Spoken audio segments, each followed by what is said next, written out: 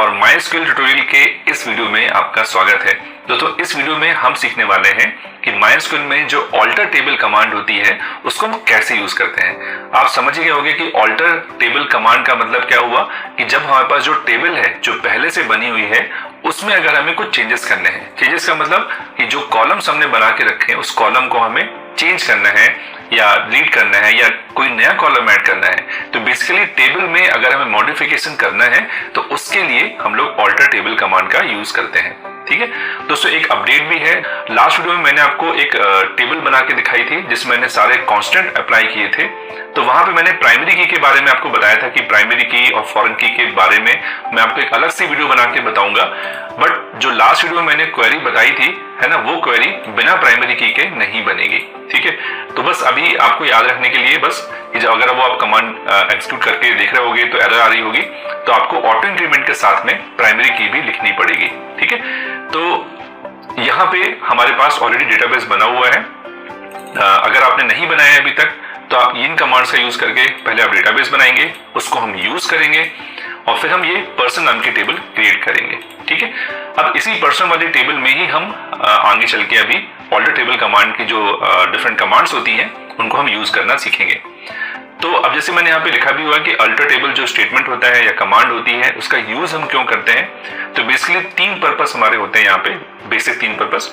एक तो कॉलम को ऐड करना है, कॉलम को डिलीट करना है और कॉलम को मॉडिफाई करना है। ठीक है, वहीं पे एक और काम होता है कि ऑल्टर टेबल कमांड के थ्रू हम MySQL में कांस्टेंट भी ऐड कर सकते हैं, है ना। आपको याद होगा मैंने लास्ट वीडियो में आपको बताया था कि अगर आप टेबल क्रिएट कर रहे हो तब तो आप यहाँ पे क्रिएट करते समय लिख सकते हो सारे कांस्टेंट के नाम, बट अगर टेबल बन चुकी है और उसमें बाद में कांस्टेंट ऐड करना है तो उसके लिए भी हम ऑल्टर टेबल कमांड का यूज कर सकते हैं। तो दोस्तों, इस वीडियो में हम अभी सिर्फ जो हमारा फर्स्ट जो तीन बेसिक काम है ना, वो हम सीखने वाले हैं और नेक्स्ट वीडियो में हम फिर MySQL कांस्टेंट को ऑल्टर टेबल कमांड के थ्रू कैसे एग्जिस्टिंग टेबल में ऐड करते हैं वो हम नेक्स्ट वीडियो में सीखेंगे। तो मैंने यहाँ पे तीनों सिंटेक्स लिख रखे हैं कि ऑल्टर टेबल में जो ऐड, मॉडिफाई और डिलीट कॉलम को कैसे करते हैं। तो सबसे पहले जो हमारी कमांड है that is for adding the column. तो अगर आप यहाँ देखोगे तो यहाँ लिखेंगे हम पहले ऑल्टर, फिर टेबल और टेबल का नाम। टेबल के नाम के बाद हम लिखेंगे यहाँ पे ऐड।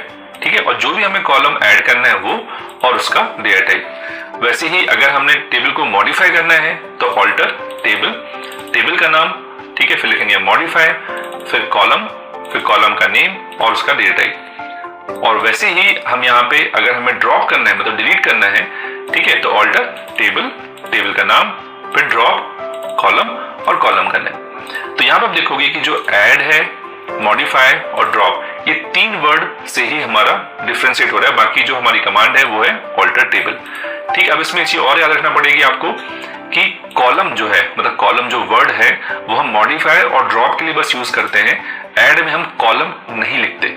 ठीक है, तो चलिए इन सभी कमांड्स को एक बार प्रैक्टिकली देखते हैं कि कैसे हम इसको करते हैं। तो सबसे पहले जैसे मैंने आपको बताया कि जो पर्सन नाम की टेबल है, ठीक है, उसको हम यहाँ पे डिस्क्राइब कर देते हैं सो दैट मतलब आपको दिख जाए कि हमारे पास, ठीक है, अभी उसमें क्या क्या है। तो आप देखोगे कि यहाँ मैंने इस कमांड को एग्जीक्यूट किया, DESC पर्सन। तो यहाँ पे ID, full name, age, gender, city और मोबाइल हमारे पास है।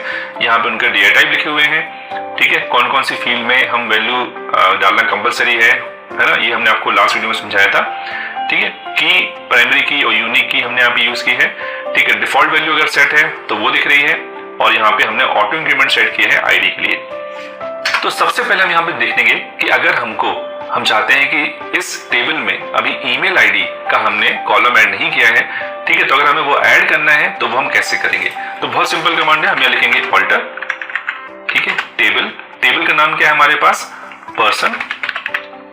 ठीक है, अब देखिए क्वेरी को आप मतलब दो लाइन में भी लिख सकते हो और सिंगल लाइन में भी लिख सकते हो। दो लाइन में हम इसलिए लिखते हैं क्योंकि वो समझने में आसान होता है। ठीक है, क्या लिखेंगे ऐड, ठीक है, और ऐड के बाद हम यहाँ पे क्या लिखेंगे, जो भी हमें कॉलम ऐड करना है, तो हम यहाँ पे ऐड करना है ईमेल।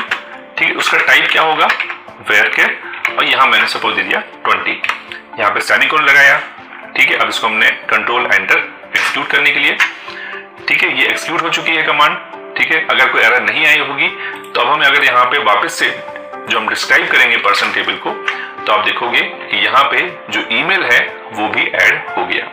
तो कितना सिंपल है ना। यहाँ से हम ऑल्टर टेबल कमांड का यूज करके किसी भी कॉलम को ऐड कीवर्ड के थ्रू ऐड कर सकते हैं। ठीक है, तो ये रही हमारी पहली कमांड ऑल्टर में। अब नेक्स्ट कमांड जो है ना, दैट इज टू मॉडिफाई। मतलब अगर हमको मॉडिफाई करना है टेबल को, ठीक है, कोई कॉलम का जो सपोज डेटा टाइप है वो बदलना है या साइज बदलनी है, ठीक है, तो उसके लिए हम क्या करेंगे, यहाँ पे देखते हैं कमांड। हम लिखेंगे ऑल्टर, ठीक है, टेबल पर्सन, फिर लिखेंगे मॉडिफाई और यहाँ लिखेंगे हम कॉलम। कॉलम कौन सा है हमारा, हमें ईमेल को ही मॉडिफाई करना है। ठीक है, हम क्या करना चाह रहे थे यहाँ पे, एक्चुअली हमने यहाँ पे 20 वेयर में लिया है साइज, ठीक है, वो मुझे लगता है कि ईमेल के आईडी के हिसाब से कम है, तो मैं उसको यहाँ पे कर रहा हूँ इंक्रीज करके 60। ठीक है, और हम चाहते हैं कि इसमें हम वैल्यू डालना मतलब कंपलसरी है।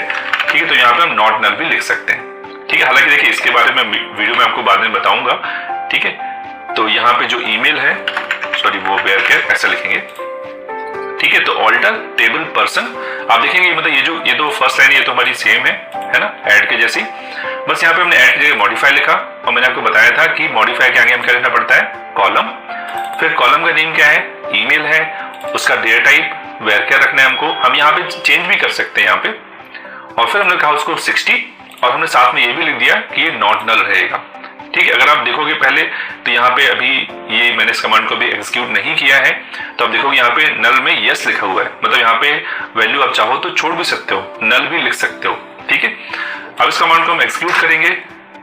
अब फिर से हम पर्सन को डिस्क्राइब करेंगे, तो आप देखोगे यहाँ पे कि जो ईमेल है, ठीक है, अब वहां पे वेयर केयर में 60 हो गया, ठीक है, और यहाँ पे नल में 9 हो गया, मतलब आपको वैल्यू यहाँ पे भी डालनी पड़ेगी। ठीक है, तो इस तरीके से हम यहाँ पे जो कमांड है वो मॉडिफाई की लगा सकते हैं। तो दोस्तों इस वीडियो में अब हमारी जो लास्ट कमांड है that is if we want to delete. ठीक है, अगर हमें डिलीट करना है किसी कॉलम को तो हम कैसे करेंगे, तो हमें लिखेंगे ऑल्टर टेबल पर्सन, है ना, और यहाँ पे हम लिखेंगे ड्रॉप। ठीक है, तो ऐड मॉडिफाई एंड ड्रॉप। ठीक है, ड्रॉप के आगे हम फिर से कॉलम नेम लिखेंगे, हमें क्या ड्रॉप करना है, ईमेल ड्रॉप करना है। ठीक है, बस इसके आगे हमें कुछ भी लिखने की जरूरत नहीं है, क्योंकि ड्रॉप करते समय हमें डेटा टाइप वगैरह कुछ भी डिफाइन नहीं करना पड़ता। ठीक है, इस कमांड को हम चलाएंगे। ठीक है, फिर से हम पर्सन को डिस्क्राइब करेंगे, तो आप देखिए यहाँ पे जो ईमेल आईडी हमने क्रिएट किया था वो अब यहाँ से डिलीट होगी कॉलम। तो दोस्तों इस प्रकार से हम लोग ऑल्टर टेबल जो कमांड है वो माइस्क्यूएल में यूज कर सकते हैं। ठीक है, तो मुझे उम्मीद है कि आपको ऑल्टर टेबल कमांड कैसे लिखते हैं, क्या सिंटैक्स होता है, वो आपको समझ में आया होगा। दोस्तों अगली वीडियो में हम सीखेंगे कि ऑल्टर टेबल कमांड के थ्रू जो डिफरेंट कांस्टेंट है उनको कैसे हम लोग ऐड करते हैं और ड्रॉप करते हैं। तो अगली वीडियो मिलेंगे जब